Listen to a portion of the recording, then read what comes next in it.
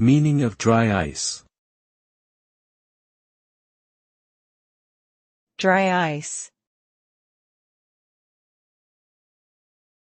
Dry ice.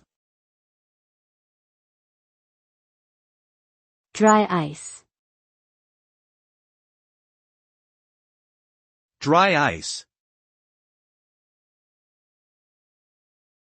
Dry ice is the solid form of carbon dioxide, a gas found naturally in the atmosphere. It is produced by compressing and cooling carbon dioxide gas until it liquefies, and then letting it slowly evaporate. Dry ice is incredibly cold, with a temperature of -78.5 degrees Celsius, and does not melt like regular ice, but instead sublimates directly from a solid to a gas.